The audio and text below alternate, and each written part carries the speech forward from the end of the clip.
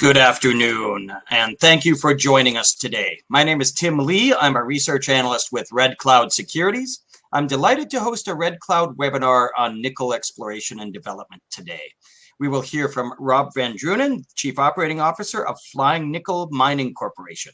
During today's webinar, he will provide an overview and outlook. Then we will take questions. You can type your questions into the chat box at any time, and we'll get to as many as we can. Before we kick things off, first we need to discuss the fine print. During this FLYN Nickel webinar, forward-looking statements may be made. I would direct listeners to the company's forward-looking statements disclosure outlined on page 2 of the FLYN Nickel corporate presentation. That can be found on the company's website, flynnickel.com. For Red Cloud Securities, Inc., I would highlight that this webinar is for information purposes only. It should not be considered a solicitation or a recommendation to buy or sell securities. We note that this call does not consider the particular situation or needs of individual investors. Participants should rely on their own investigation and seek their own professional advice before investing. Please see our most recent research located on the Red Cloud website for specific disclosures on FLYN Nickel. So nickel has long been largely used by the steel industry, but there is a significant growing need for nickel for batteries, particularly for electric vehicles. Recent geopolitical events have further highlighted the need for nickel production from North America. In addition, there's a growing concern about the environmental impact, including the carbon footprint of metals production. And many companies that use metals, such as nickel, are looking for production from projects that have a lower carbon footprint. So we have FLYN Nickel presenting today. The company is focused on the development of its Minago nickel project located in the Thompson nickel belt in friendly Manitoba. With that, I now turn it over to Rob to update our audience on the company. Thank you very much, Tim.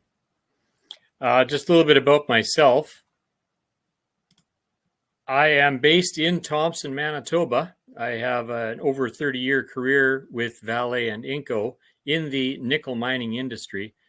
I jumped on board with this project last September with FLYN Nickel, and my goal is to bring this one forward. It's a very interesting project. It's almost in my backyard, literally. I'm still in Thompson. The project is a couple hours south of me.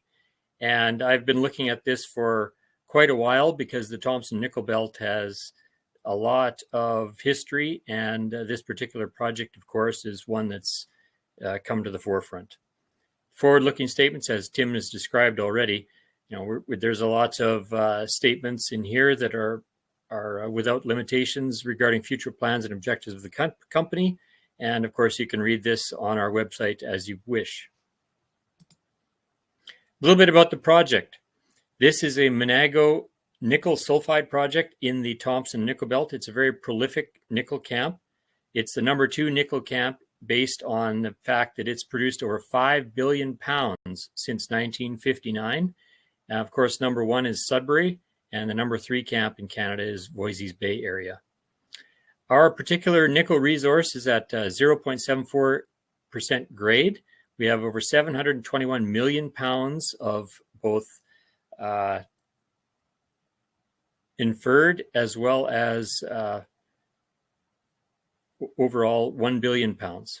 So we have 1 kilometer to paved highway, and 230 kilovolt line runs right beside it. There's a river right near it. We have water, we have power, we have logistics right beside the mine. It has an environmental act license with an updated feasibility study that is going to be completed by November of this year in 2022. It's a very historic project. It's had a lot of exploration over the past 50 years, beginning with AMAX in 1966. And of course, with us now in January, we spun out as FLYN Nickel, and we're trading on the LME right on the TSXV right now as of March. A little bit about the resource. We have a very large resource. There's of the other projects in Canada that have over 1 billion pounds of nickel resource, we have the highest grade of all of our comparable peers in the industry. Between Nickel Shaw, Dumont, Crawford, Turnagain, North Met, we have over 0.74% grade in our latest MRE. In that, we have 84% of the resources are in the nose deposit, which is based on the current feasibility study for where we want to place the mine. There is an additional North Limb deposit where 16% of the resource is sitting, and we plan to do further exploration in that area, and that's the upside on the particular project with regards to the resource right now. A little bit about the company. Flying Nickel is a new company that started in January 14th, 2022. It spun out from Silver Elephant Mining Corporation, which had purchased the Minago project earlier in 2021.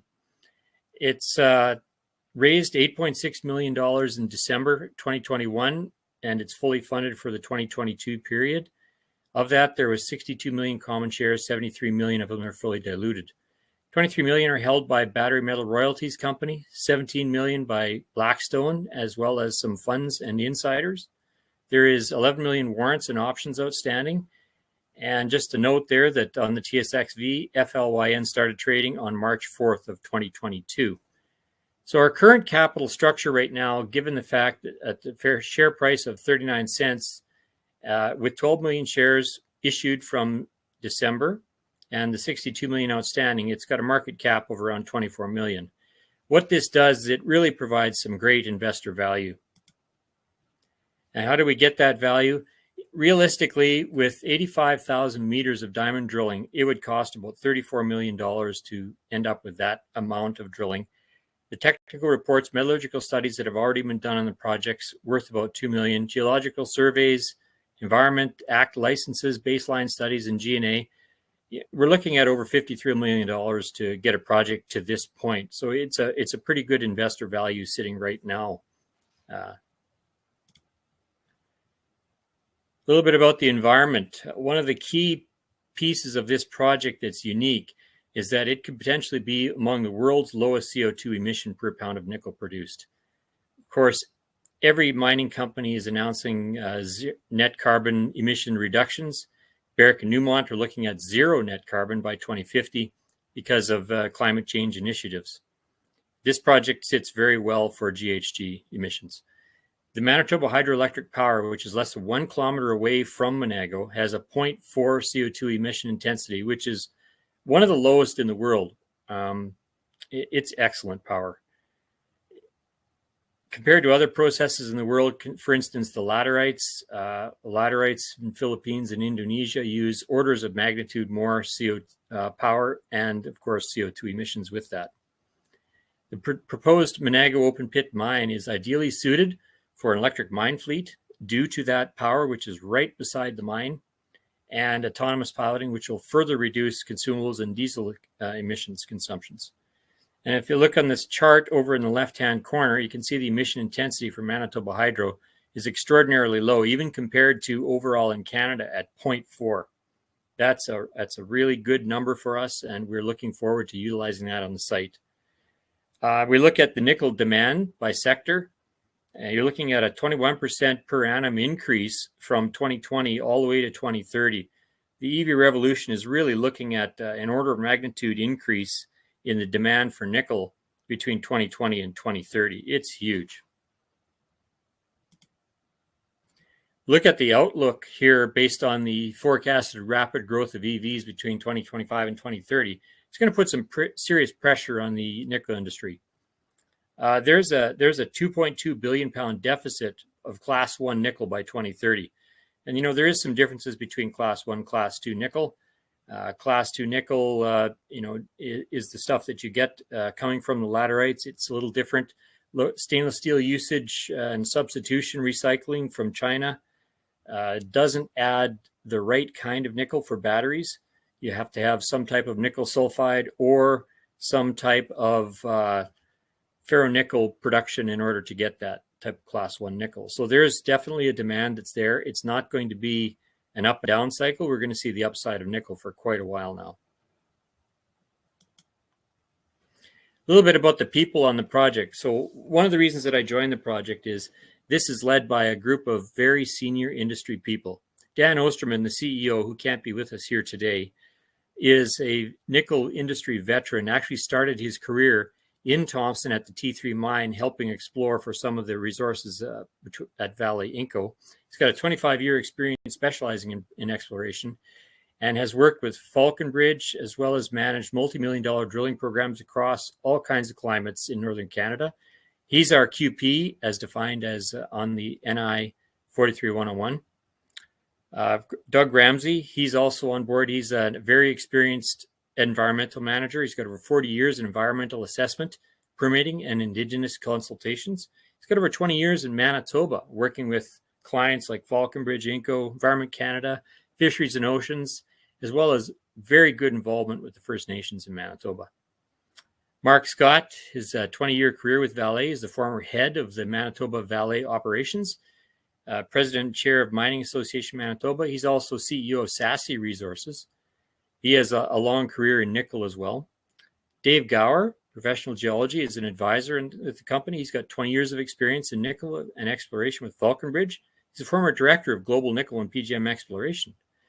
We've also got several other people who are involved in our project. Rob Smith is a former exploration manager at Vale and Inco and has been involved with our exploration program, which we just finished earlier in March, as well as Dr. Peter Lightfoot, who's the preeminent specialist in nickel sulphide ore bodies in Canada. So they're helping us with the exploration programs to drive the project forward as well.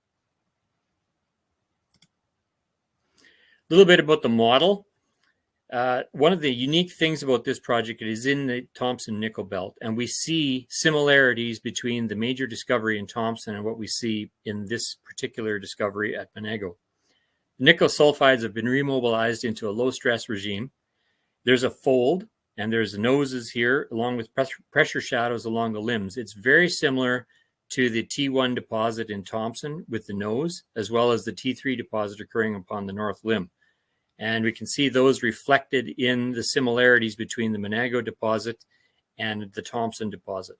On top of that, the heat map that's used with magnetic imaging shows the project very well. It shows up very good on the heat map and gives us an opportunity to utilize those heat zones as further exploration targets.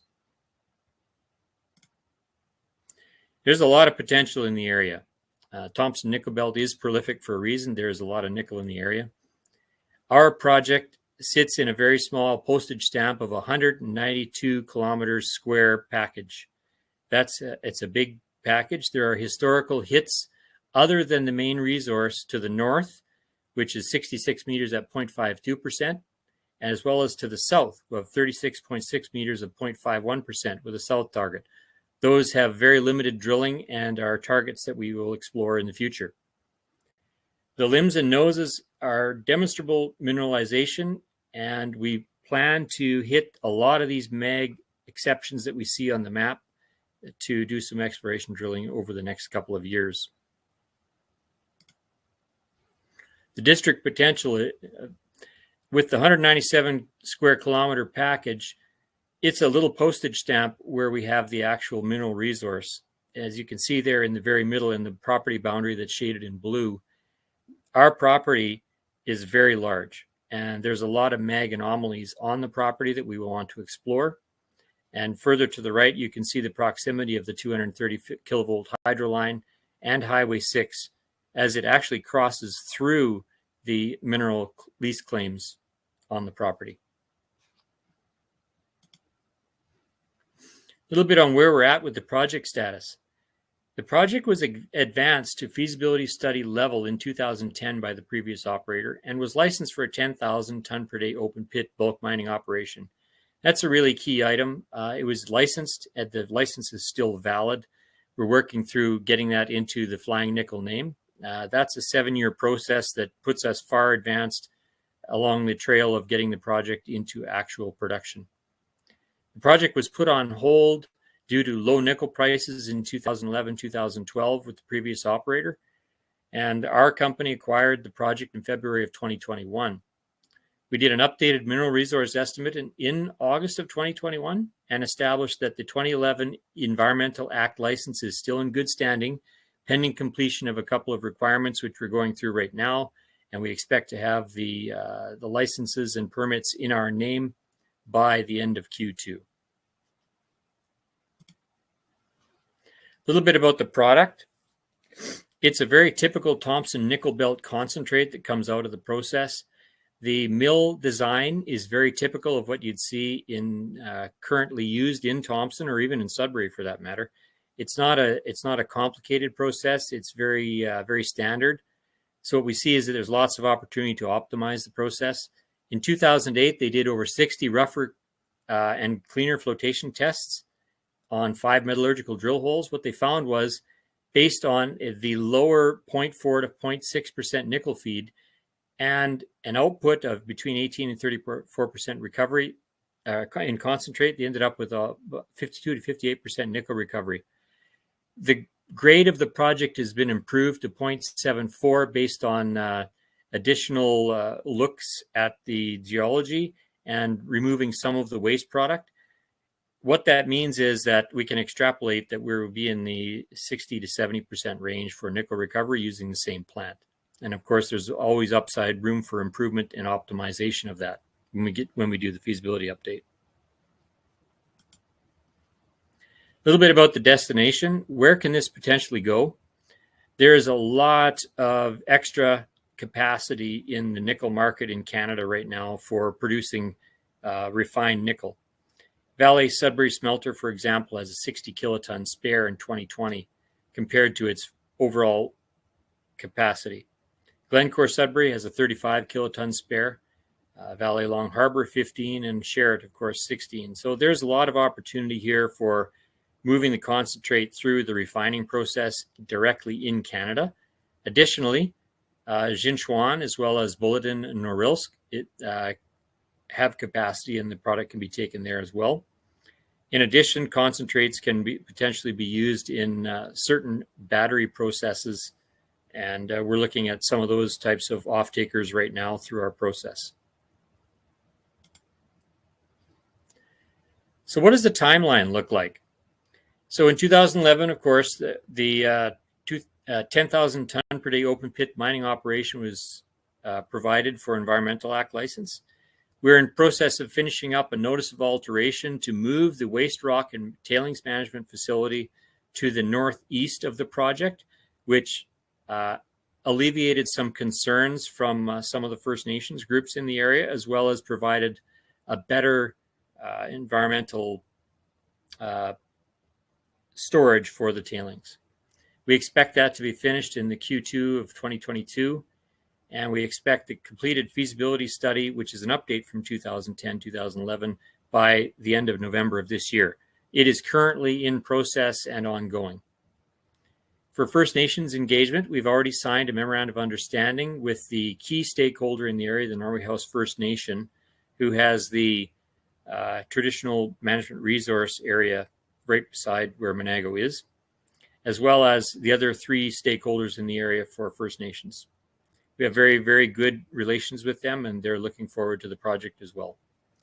The nickel team we've got has over 115 years of experience. Myself, I'm based in Thompson, and I live in the nickel belt. So that's very helpful for me to help work with the government, First Nation stakeholders, as well as be on site for the project.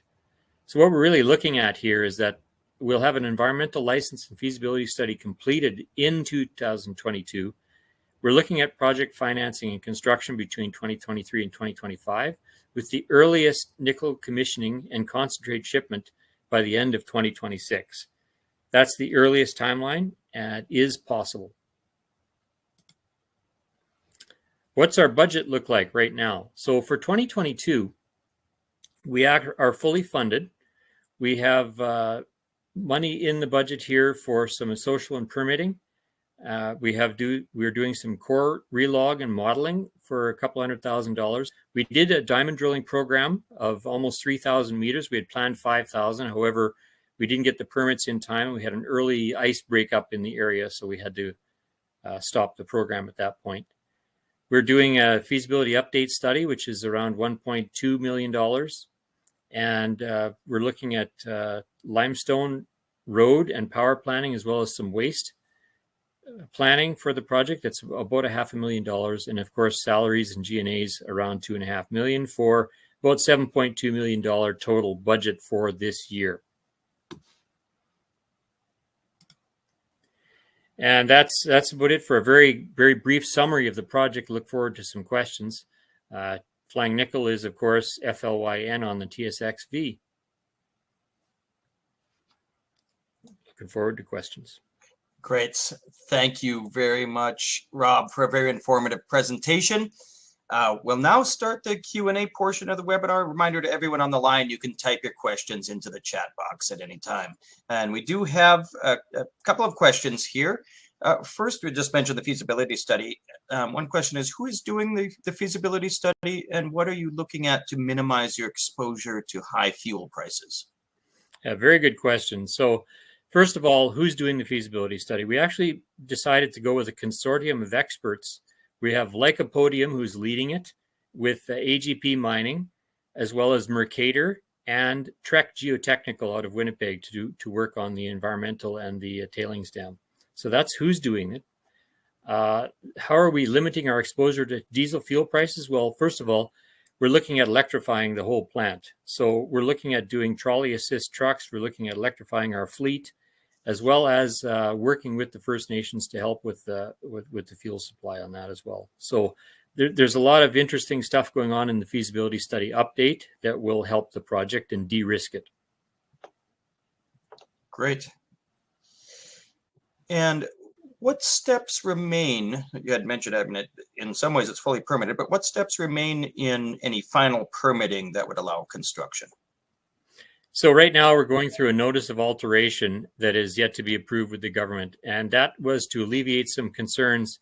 The original environmental permit had certain amounts of water from the site flowing south, which would have ended up in Lake Winnipeg, and there was concerns from some of the First Nations in the areas that could potentially impact fishing and some other traditional resource management stuff. So what we chose to do was move the tailings and management area to a larger basin within a limestone outcropping set, which is actually a much better idea. And with that notice of alteration is in process right now, and we expect it to be approved by end of Q2. Okay, great. And one question about the kind of at a corporate level, you have some significant shareholders, including Blackstone Minerals. What is the relationship there? Are they just a passive shareholder, or are they potentially going to be more involved in the company and the project? They're currently a passive shareholder. They don't have any control in the company. I don't know what it looks like in the future, whether or not they want to have more involvement. That's up to them and for us to discuss at some point in time in the future. Currently, they're a passive shareholder. Okay, great. And one kind of general question here. Obviously, the project has a long history, was almost brought into production a decade ago. What has changed that makes this the time to advance the project? Yeah, that's a very good question.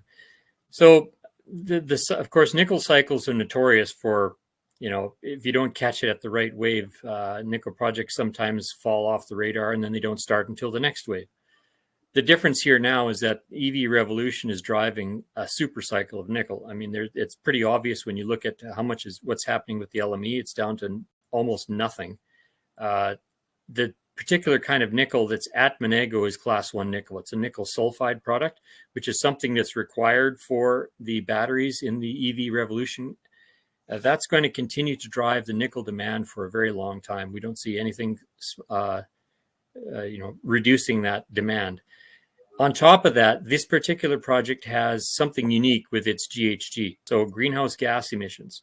Because of its location and proximity to the Manitoba hydro power, it's an extraordinarily low GHG. It's the lowest on, you can't really get lower than that other than, if you've got a massive bank of solar panels and you have to buy them and manufacture them. So this particular project has extraordinarily low GHG, and that will really drive supply chain management for some of the larger manufacturers because, of course, environmental and social governance is driving a lot of the companies out there right now.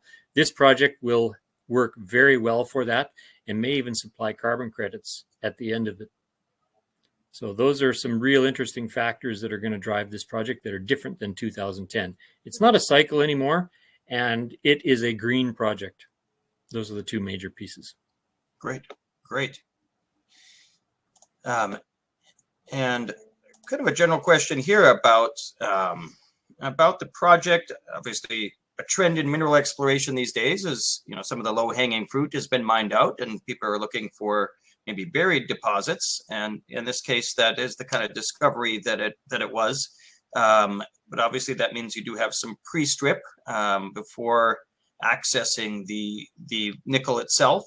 Can you tell us a little more about the specifics of the potential to quarry and potentially sell some of the overlying the material from the overlying rock layers? Yeah, so one of the interesting things about the 2010 feasibility study is that they had frac sand as part of the revenue generation for the project and an offset for capital. Now, at that point in time, frac sand was in the $40 to $50 a ton range. It's down to the $20 a ton range. We will continue to look at that as an opportunity for a capital offset to get to the actual nickel mine. In addition to that, there is 110 million tons of limestone, and that has an opportunity that we're working with the First Nations groups to collaborate as a revenue sharing project, which will not be profitable, but it will essentially offset capital. And that's part of our role is to develop the market for that so that we can utilize that product over the life of mine and ship it all over the province and utilize that as a capital offset. So our purpose here is that this is a pure nickel play. The project will live as a nickel mine. Limestone sales is an opportunity that we're looking at, and we have to generate the market for it as well as the frac sand. But right now, it's a nickel play, and at $15 a pound nickel, the project looks very good. Okay, great.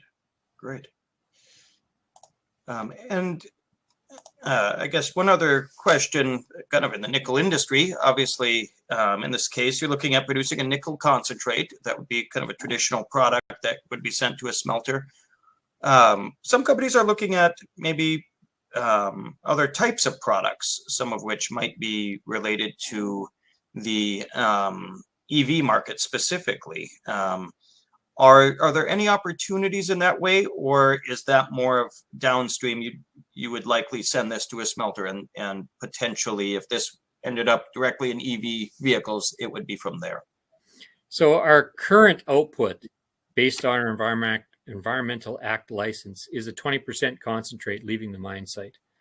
Now, can we do something more than that? Absolutely. Now, it depends on who wants the product. So we're in the process of figuring out who's going to buy the concentrate, whether or not it's an off-taker like the Glencores or the Trafiguras of the world or the Valets of the world, or it becomes a car manufacturer who wants the offtake and we send it to wherever their preference is, or we develop an additional process to develop like a nickel sulphide product can be used directly into batteries. That's something that we've yet to understand. And after we get finished the feasibility study, we can look at that. We can't do that right now because it could impact the Environmental Act license. Right. Okay, great. And then I guess just kind of a general review question, just to review what news might we look forward to from Flying Nickel over the coming weeks and months? Yeah, good question. So upcoming, what we have is the assays from our initial exploration program on the site, of which we had a couple of metallurgical holes and several exploration holes to help define the current ore body as well as some of the northern limb points. So those assays should be coming out over the next couple of months after we get finished cutting all the core and send them to the assay lab, of course. So that's a key element. We have engaged Scarn and Associates to do the GHG analysis on the project based on what we're doing with the 2010 feasibility study update. We would expect that out over the next 2 or 3 months as well. The feasibility study update, of course, will be finished by the end of November, and that's a really key element to the project. We would also expect, of course, the announcement of the Environmental Act license and the NOA grant in the Flying Nickel name to occur by the end of Q2, early Q3. So those are some pretty big news pieces that we should expect to come out. Okay, we did have one other question that came in. Obviously, this is primarily a nickel project, but are there any other byproducts such as cobalt? There's very limited cobalt in this particular project. There's some limited amounts of PGMs and precious metals in here that we're looking at figuring out how to, if we can recover those in the current milling process. We'll see what that looks like when we get through with the feasibility study update. It doesn't have a whole lot of cobalt or other, we consider them deleterious elements at the moment because some plants cannot take cobalt. So we're actually quite happy that it doesn't have a lot of cobalt. Okay, great. Well, I think that's all the questions we have for now, Rob. I'd like to thank Rob again for presenting today. And thank you everyone on the line for tuning in. Just a reminder that Red Cloud Securities will be back tomorrow afternoon when our webinar series continues with Galleon Gold presenting Thursday, May 5th at 2 p.m. Eastern Time. Have a great rest of your day. Yes, thank you for joining.